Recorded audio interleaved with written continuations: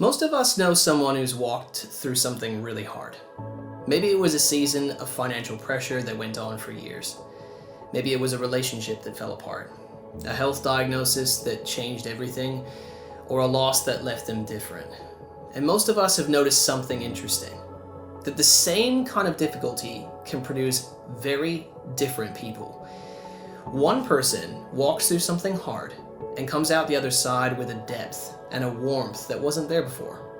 There's something settled about them, something softer. They've been through the furnace, and it's actually done something good in them. And then we know someone else, maybe we've been someone else, who walks through something similar and comes out harder, more closed, more cynical. The difficulty didn't build them, it seemed to hollow them out. Same kind of trial, very different outcomes. And that raises the question that James opens his letter trying to answer. Why does difficulty make some people stronger and others bitter? And which will it make me? Here's the first thing to notice about James. He doesn't open with theory. He opens with assumption. He assumes his readers are already in trial. He doesn't say if trials come. He says when you fall into them. The word he uses carries an image of stumbling into something, of being overtaken. It's a word for trials you didn't choose, didn't see coming, and wouldn't have picked. Financial pressure, relational breakdown, health struggles, workplace frustration, grief, the ordinary and sometimes extraordinary weight of being human. And we're not unique in this, we're not alone in it. And James is writing directly into the middle of it. So let's read what he says. James chapter 1, verses 2 through 4, and then verse 12. Count it all joy, my brothers, when you meet trials of various kinds, for you know that the testing of your faith produces steadfastness. And let steadfastness have its full effect, that you may be perfect and complete, lacking in nothing. Blessed is the man who remains steadfast under trial, for when he has stood the test, he will receive the crown of life, which God has promised to those who love him. So James opens with something that stops us in our tracks. He says, count it all joy, my brothers, when you meet trials of various kinds. Now, before you dismiss this as the kind of thing people say when they don't really understand how hard your life is, notice the word he uses. He says, count. It's not a feeling, it's a deliberate act, like a bookkeeper deciding which column something goes in. James is asking you to make a conscious, reasoned choice about how to frame what you are facing. James isn't saying pretend it doesn't hurt. He isn't asking you to perform happiness that you don't feel. He's asking you to ask a different question. Not why is this happening to me, but rather what is God doing in the middle of this? The reframe isn't denial, it's a different framework. And the question is, what framework are you bringing to your suffering? James explains why the reframe is possible. He says the testing of your faith, the pressure that reveals what's actually inside of it, what it's made of, produces a Greek word hupomone, steadfastness, patient endurance. It's not a passive resignation, but an active, anchored faithfulness in the middle of something hard. And endurance, when it's allowed to do its work, produces maturity. A person who is complete, lacking in nothing. That phrase, lacking in nothing, is worth sitting with as well. James isn't painting a picture of someone who has everything they want. He's painting a picture of someone who's whole, integrated, stable in their character in a way that ordinary, comfortable life never produces. But here's the critical thing, the thing that separates what James is saying from self-help wisdom or Stoic philosophy. The trial itself is not the agent of transformation. God is. The situation is the furnace, and God is not outside it watching from a distance. He's in it with you. The refiner, present in the heat, watching, working, not wasting a moment of it. There's an old story in Daniel about 3 men thrown into a furnace so hot it killed the soldiers who threw them in.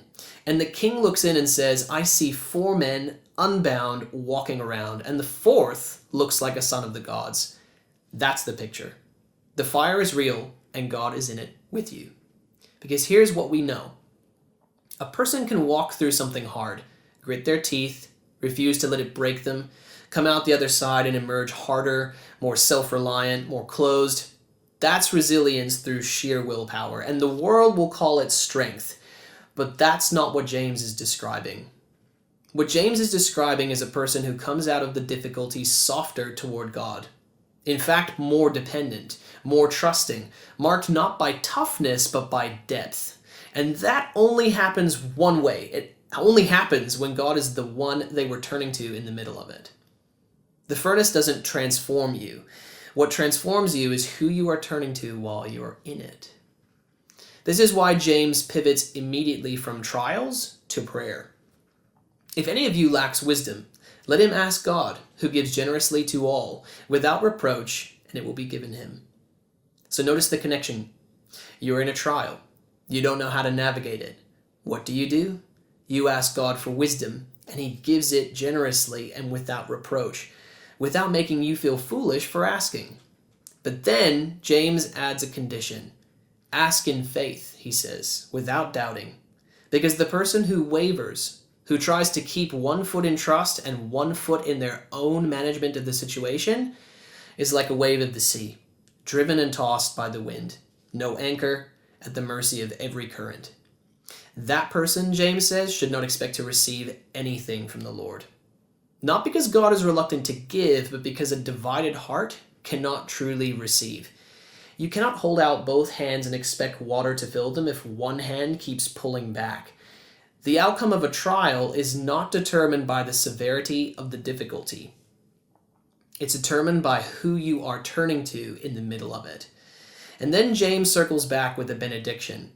Blessed is the man who remains steadfast under trial, for when he has stood the test, he will receive the crown of life, which God has promised to those who love him. So, difficulty does not have the final word. Endurance does. And behind endurance, sustaining it, shaping it, rewarding it, stands God. The crown of life isn't just a future reward, it's a statement about meaning. It says, nothing you walk through in faith is wasted. The thing that felt like it might undo you is in the hands of God, the very thing that completes you. You see, every culture, every generation, every tradition has wrestled with the question of suffering. Why does it exist? What do we do with it? Can anything good come from it? And plenty of answers have been offered. Stoicism says, accept it, absorb it, let it harden you. Modern culture says, escape it if you can, fix it as fast as possible, and never let it slow you down.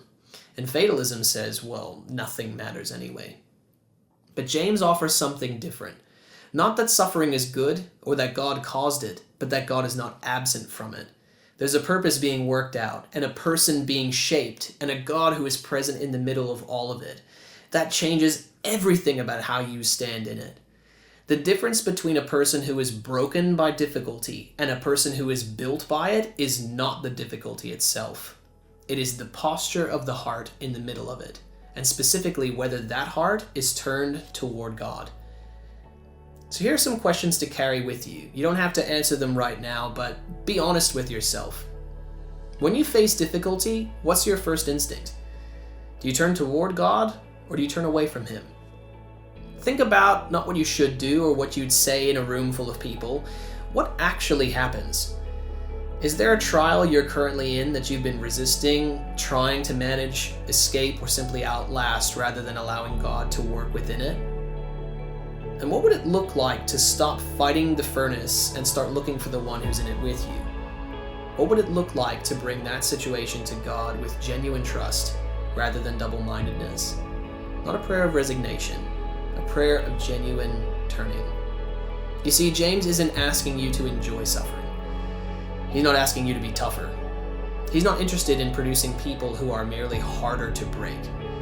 He's inviting you to turn toward the one who redeems it, and to keep turning toward him until the work is done. So, why does difficulty make some people stronger and others bitter? James' answer is clear. It isn't about the difficulty. It's about who you're turning to in the middle of it. The furnace is the same. The question is whether you're in it alone. James says you don't have to be, and for those who turn toward God, the answer is this: you never are.